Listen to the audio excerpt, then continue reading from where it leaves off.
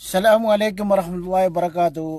இந்த மேலுக்கு இருக்கிற இவர்களை நிறைய பேருக்கு தெரிஞ்சிருக்கும். நிறைய பேர் இப்போ இவங்க தான் இப்போ சோஷியல் மீடியாவில் ரொம்ப வைரலாக போய்கிட்டு இருக்கிற மன்மத குஞ்சியல். முதல்ல இவங்க ரெண்டு பேர்கிட்டையும் அன்னைங்களா மன்னிச்சுக்கோங்க. செத்த வீட்டில் வந்து காஃபி டீ கேட்டு சண்டை போட்ட ஆள் நீங்கள் தான். சொல்லுவா இல்லையா, இலவ வீடுன்னு சொல்லுவாங்க ஒரு சிலவன் செத்த வீடுமா, ஒருத்தன் சவம் முழுந்த வீடுமா.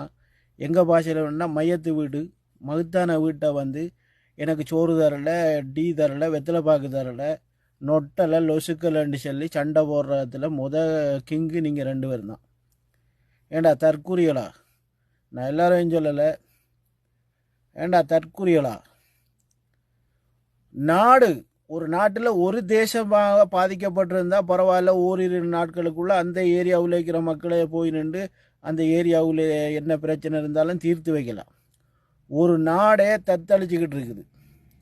ஒரு நாட்டுடைய விமான சேவையிலிருந்து அடுப்பங்கரை வரைக்கும் எல்லாமே ஸ்தமனமாகி மக்கள் உயிரை காப்பாற்றுறதா, பொருளை காப்பாற்றுறதா, வீட்டை காப்பாற்றுறதா, இல்லை நாங்கள் எங்கேயாவது போய் என்ன செய்கிறதுன்னு சொல்லி திண்டாடி கொண்டிருக்கிற டைமில் ஒரு சேஃபான இடத்துல வந்து நீ உட்காந்துக்கிட்டு எனக்கு டீ தரலை, காப்பி தரலை, இனி உங்கள் வீட்டுக்கே வரமாட்டோம், உங்கள் சாகாசமே வேணான்னு சொல்லி நீ சொன்னா பரவாயில்ல, நீ சோசியல் மீடியாவில் தப்பாக புரளியை கிளப்பிட்டு போகிறா.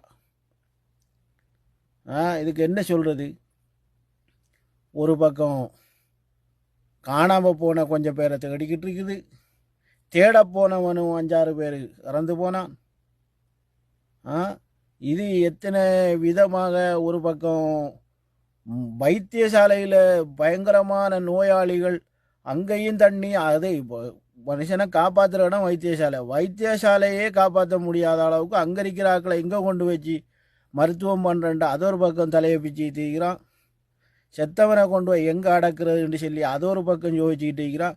இருக்கிறவனுக்கு சோறு தண்ணி எப்படா கொடுக்குறதுன்னு சொல்லி அது ஒரு பக்கம் ஓடிக்கிட்டு இருக்குது. இப்படி எல்லா பக்கமுமே சிக்கி தவிச்சு சின்ன பின்னமாகிட்டு இருக்கிற நிலைமையில் நீ ஒரு மூலையில் உட்காந்துக்கிட்டு எனக்கு காப்பி தரல, டீ தரல, என்னை கவனிக்கலை, நான் அந்த பக்கமும் வரமாட்டேன்.